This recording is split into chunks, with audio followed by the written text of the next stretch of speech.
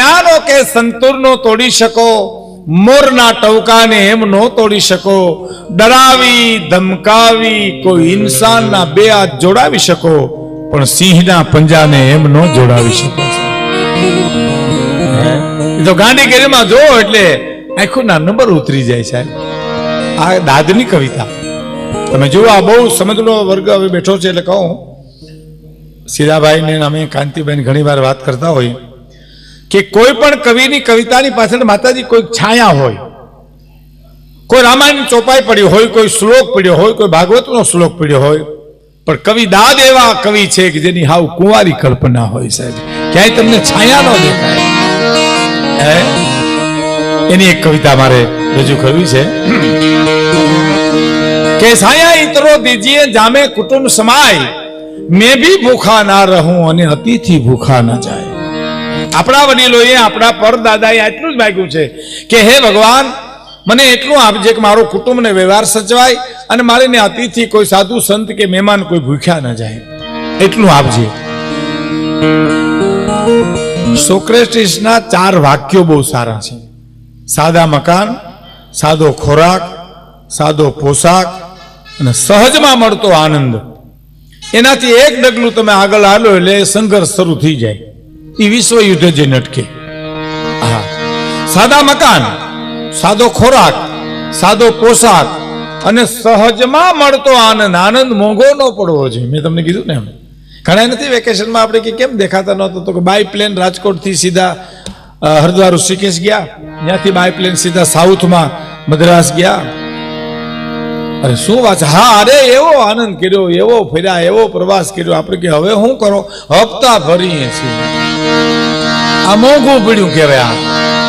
હે એટલે દાદુભાઈ લખે છે કે પ્રભુ તું આપે એટલું એ વાલા તું આપે એટલું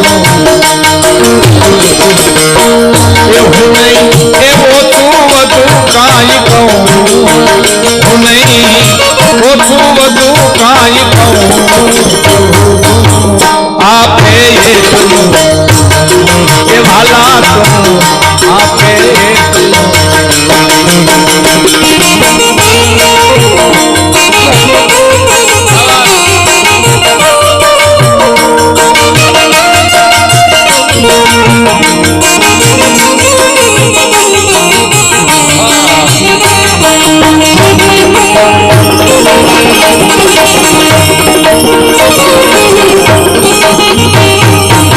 હે પ્રભુ, તું આપે એટલું જ લઉં, હું નહીં ઓછું વધુ કાંઈ કહું, મારા નાથ તું આપે એટલું જ લઉં. શું કવિતા છે સાહેબ. જીવનમાં ઉતરી જાય ને, જીવન લીલું લીલું થઈ જાય. પછી તમને સહજમાં કાંઈ વધુ મળે તો તમે એને સમાજને માટે આપી દો, સમાજની સેવા માટે આપી દો સાહેબ. હા,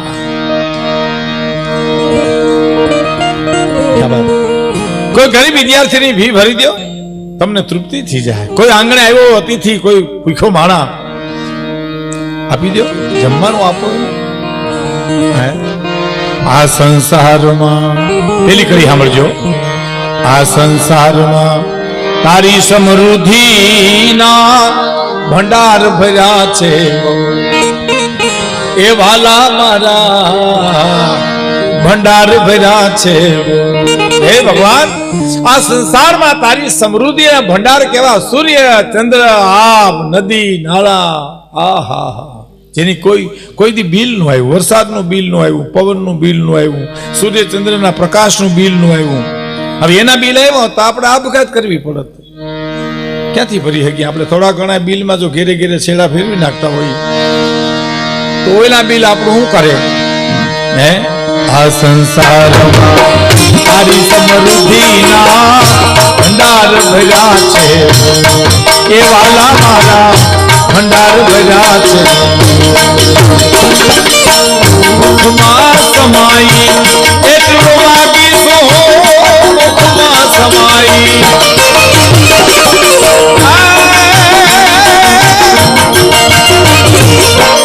એટલું માગીશું, હું નહીં ઉડલમાં લઉં. આપે એ વાલા તું આપે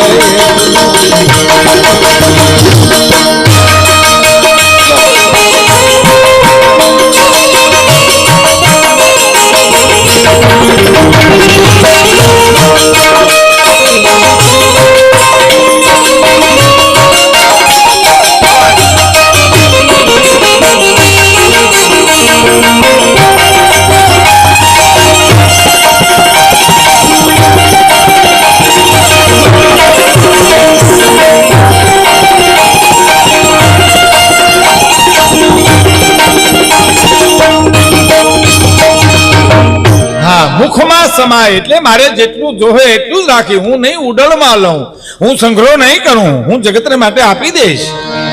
આવી માગણી આપણા પૂર્વજોએ, આપણા વડીલોએ, આપણા બાપ દાદાએ કરી છે. હવે સાંભળજો. મોતી કણ મોંઘો કિયો, સોંગો કિયો અનાજ, તુલસી તબ મેં જાનિયો અબ તું ગરીબ નવાજ. હે મોંઘા હોય પણ આકડી બહુ સરસ.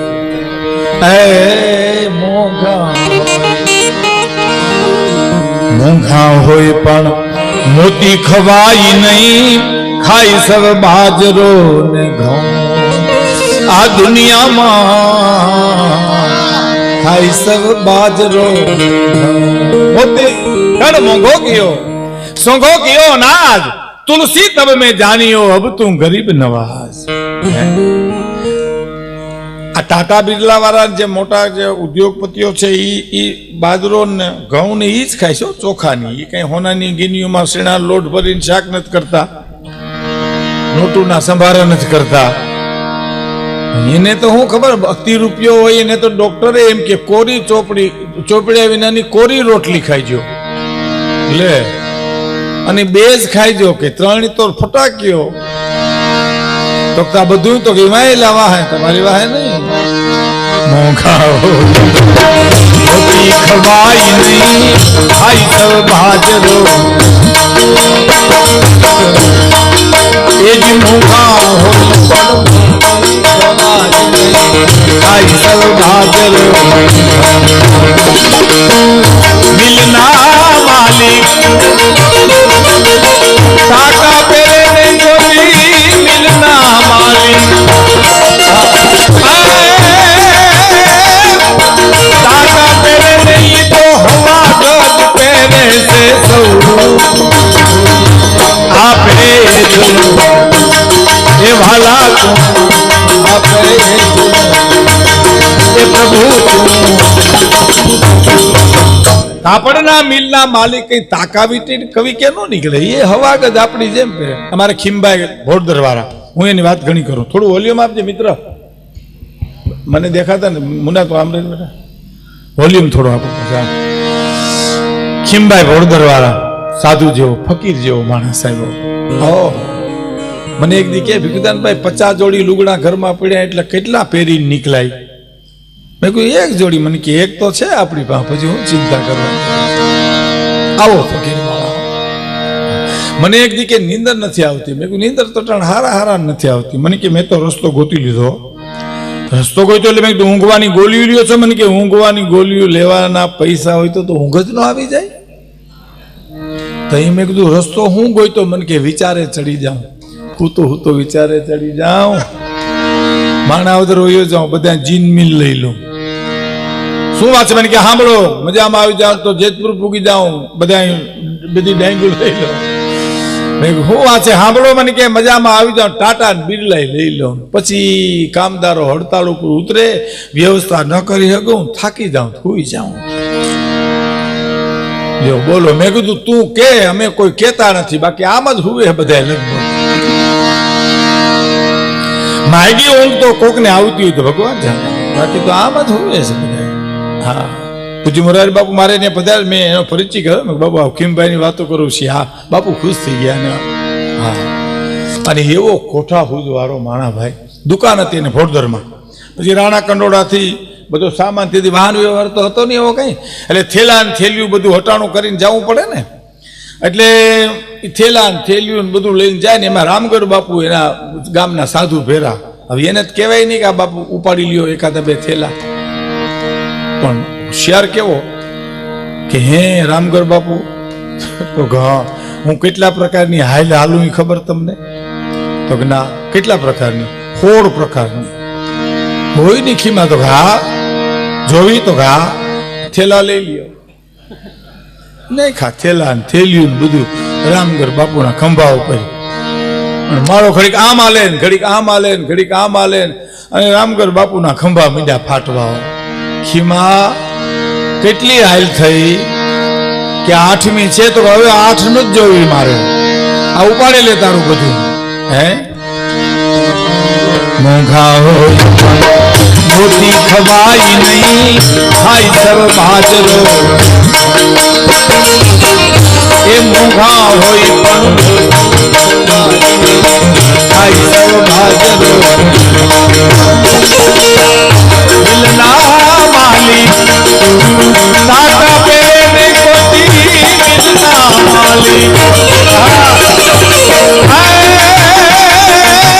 તાકા પેરે તો હવા ગજ પેરે છે સૌ આપે ભલા મારા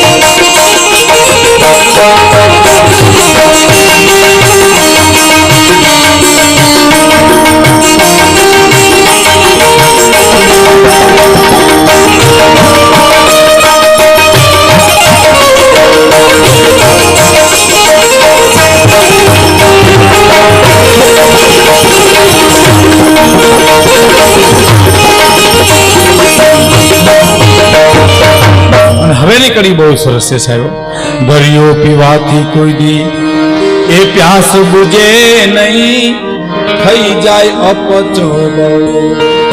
હા એ દી દરિયો પીવાથી કોઈ દી પ્યાસ બુજે નહીં થઈ જાય અપચો.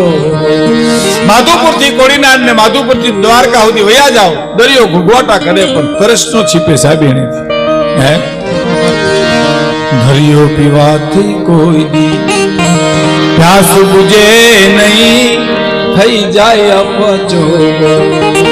પણ મીઠડું નાનું આવું સત્સંગનું ઝરણું મળે તો પ્રભુ મીઠડું નાનું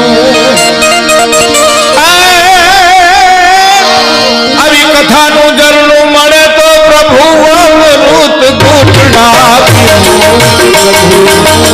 આપે આલા મારા આપે.